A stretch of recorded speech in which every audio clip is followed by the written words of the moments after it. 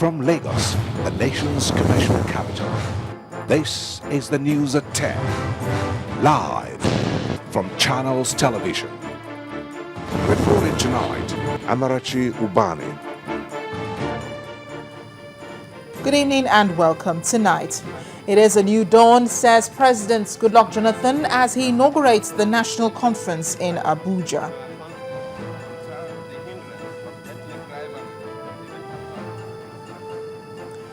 "492 delegates attend opening session, many optimistic about a better and stronger nation."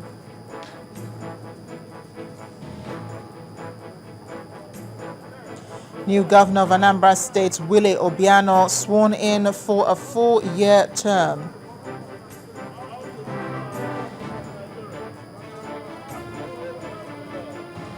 And Russian president signs decree recognizing Crimea as sovereign and independent state. On Business News Tonight, the narrative.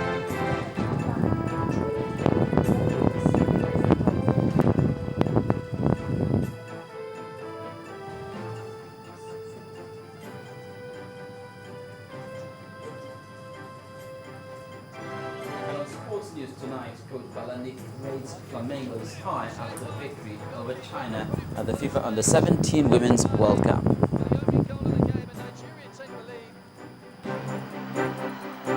en masse, they run over to the bench to celebrate with the substitutes and coaching staff. The corner wasn't cleared. It was the goalkeeper who made the save initially from Kano to keep the goal in favour. We begin tonight with the 6 officials and 492 delegates who have begun sitting in Abuja as President Goodluck Jonathan today inaugurated the national conference. The president in his welcome address asked the delegates to see the conference as a landmark that would lead to the rebirth of Nigeria. He advised against ethnic bias, urging all delegates to work towards a collective goal of making Nigeria a more united country. He also told the conference that the National Assembly has agreed to include a provision that will allow the outcome of the deliberations affirmed through a referendum.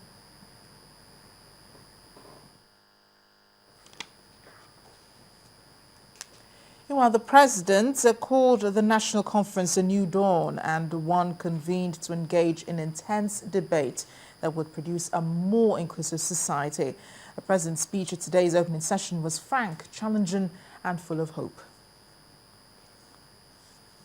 I urge you all to make a more united, stronger, indivisible, and prosperous Nigeria your preoccupation and reference point at this national gathering.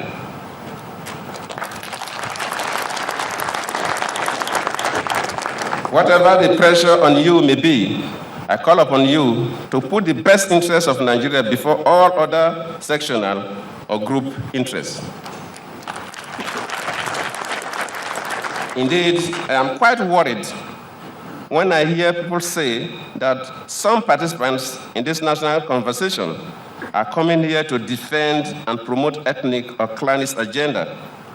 It is very regrettable that there are persons who still believe that we cannot undertake any collective task in our country without the hindrance of ethnic rivalry, even after 100 years of nationhood.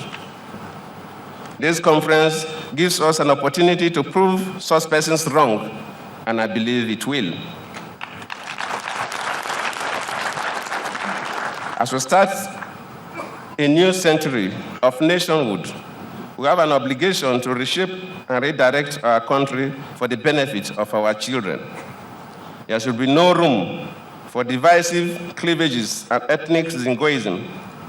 There should be no room for selfish consideration that defeats the purpose of national progress. There should be room only for the national interest.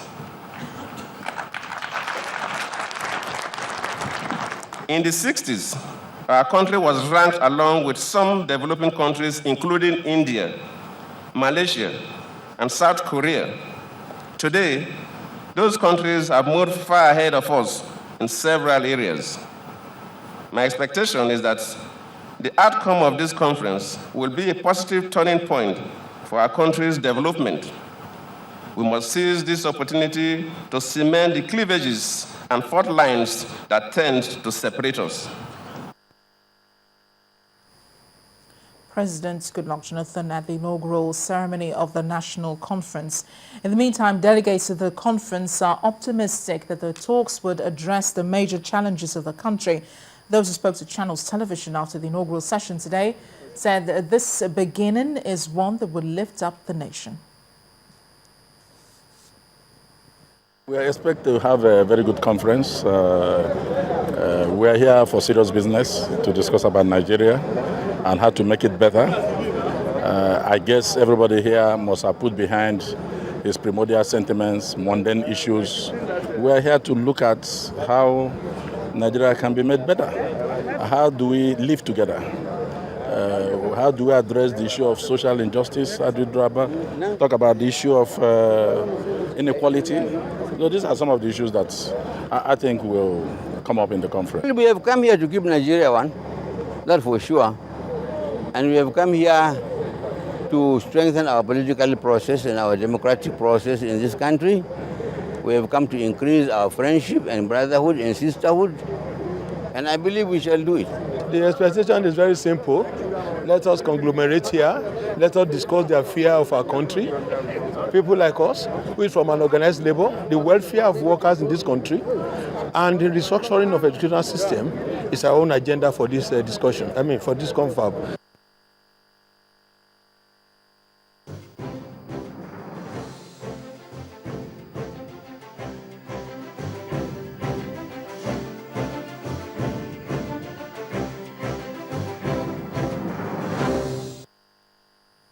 We turn our attention now to security. Security forces have foiled attempts by terrorists to penetrate and attack Gonori community in Gujba local government area of Yobe State as they were ambushed by troops on patrol in the area. A statement by the defense headquarters revealed that rockets and machine guns were freely used by the terrorists, who eventually lost over 8 of their fighters, with several others wounded, while 1 soldier died in the encounter. Gonori is a short distance from Buniyadi, where the terrorists killed 56 school children recently. The statement adds the troops operating around Gamboru, Ngala and Dikwa local government areas towards the borders of Chad and Cameroon have been recovering weapons hidden by the terrorists. To the courts, the Federal High Court in Kaduna has struck out a suit seeking to restrain President Goodluck Jonathan from seeking re-election in the 2015 general polls. The plaintiffs, Mr. Richard Mnenga and Mr. Shraibu Lili, both members of the PDP, had sought for, among other prayers, an order of the courts to disqualify President Jonathan from presenting himself as the presidential candidate of the PDP in the 2015 election. They also asked the court to order the Independent National Electoral Commission to restrain the PDP from accepting the nomination of President Jonathan as its candidate in the 2015 election. In the suit filed on October 7, 2013, they insisted that Dr. Jonathan had completed 8 years in office as President of the Federal Republic of Nigeria, calculated from May 29, 2007. Ruling on the case, the presiding judge, Justice Evelyn Anyadike, said the plaintiffs lacked the local standard to drag President Jonathan to court based on Section 308 of the Constitution, which gives him immunity not to sue or be sued. She therefore affirmed that President Jonathan has the constitutional right to contest for presidency in 2015 if he so desires. The judge also said the court lacks the jurisdiction to entertain the matter, since the plaintiffs did not follow due process in filing their case.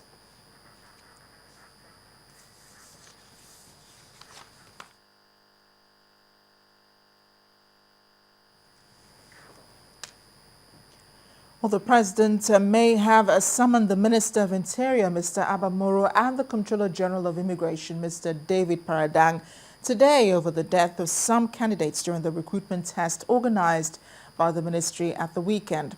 The minister and the immigration boss were cited by State House correspondents at the presidential villa this afternoon, waiting to see President Goodluck Jonathan. About 20 of the applicants, as we remember, lost their lives following the stampede at the various centers used for the job interview by the Nigeria Immigration Service. There have been more reactions to Saturday's incident. Members of the Nigeria Labour Congress have protested the death of the applicants. In the exercise, Labour members are demanding an explanation for deaths recorded during the exercise. The workers, led by the NLC Vice President, Mr. Issa Aremu, arrived at the immigration office as early as 7 today, blocking the entrance to the office and preventing workers of the command from gaining entrance into their offices. The protest, however, almost resulted in a free-for-all after some of the immigration officials attempted to dislodge the protesters from the gate. Today's protest comes a day after the NLC asked the Minister of Interior, Mr. Abba Moro, to investigate the death of the applicants of the Nigeria immigration exercise, failing which he must resign from administering the ministry.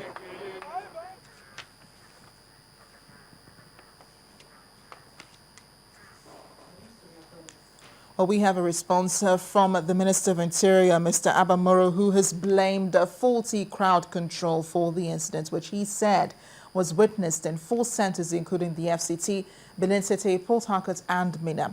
The minister described it as an unforeseen occurrence, which was regrettable.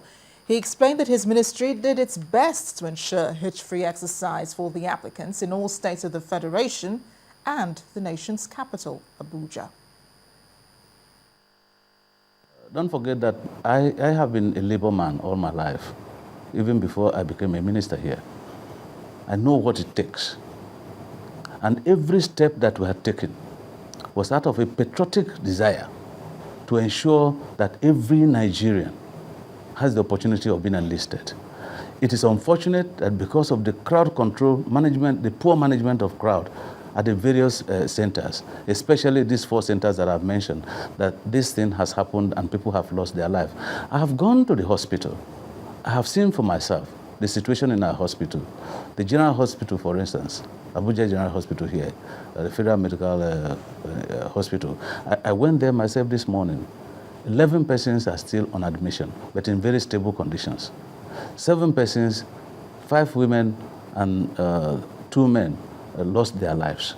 I had made adequate arrangements, unfortunate as the situation is, for those who are still in the hospital to have minimal means of at least attending to their needs. I have picked up the bills of all that are on admission. And for those who have died, I made arrangements for ambulances to convey them to their various homes. And of course, left the instruction that further contacts will be made with these families.